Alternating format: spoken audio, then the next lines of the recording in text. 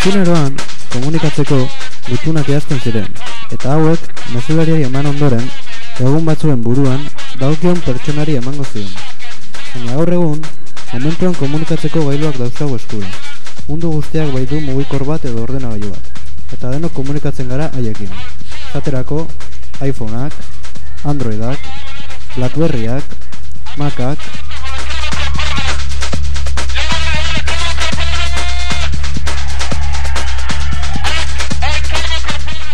Testua, komunikazioa modu asko ere sortu ditugu. Deia arruntaz aparte, esaterako, sare sozialak, emailak, bideo-deiak, garai hauetan txateatzeko ohitura hartu dugu. Eta horretarako badaude 20, Facebook, Twitter, WhatsApp, Blackberry Messenger.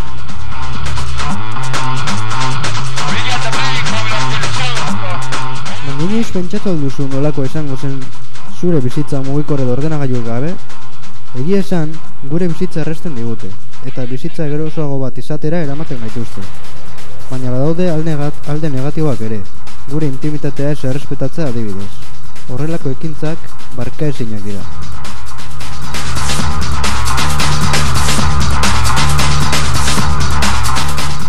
Kaso honetan, gaizkile handia nire aita izan zen.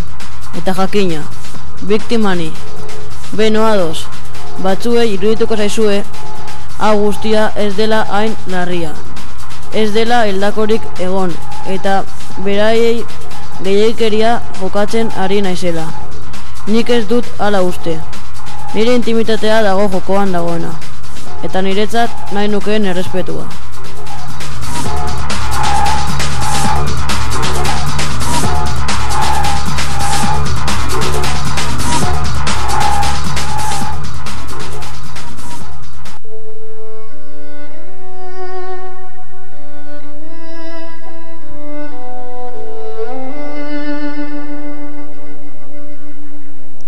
Bakardadea, pertsona bakarrik dagoela da.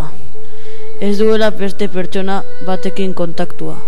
Itzaletan dagoela, ilunean.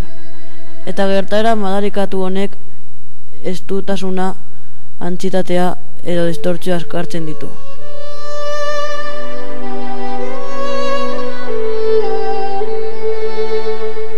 Batzuetan, gure liburuko protagonista gaixi tratatua sentitzen da. Baita mespretsatu ere. Hau guztia, bere aitak gaixi tratatu duelako da. Bere intimitatea puskatu duelako. Eta bloga ikusi duelako. Eta ondorioz, 18 urte bete arte, hitzik ere ez esatea erabakitzen du. And oh my soul so weary when troubles come and my heart burdened be.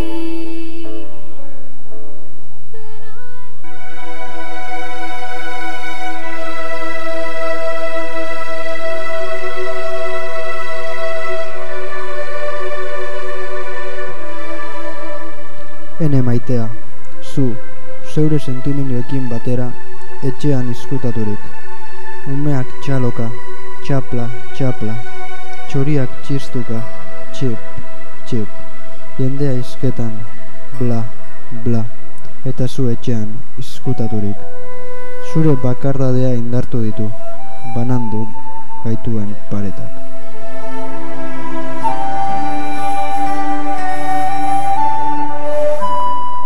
Baina ni lasai nago, ondoan zaitu dalako, eta milaka urte biziko ditut zu ondoan izanik.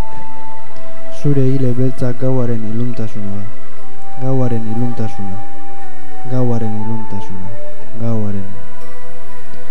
Zu eta zure bakardadea, bakardadea eta tristura. Noiz de monto esango nauzu zure pentsamenduetan,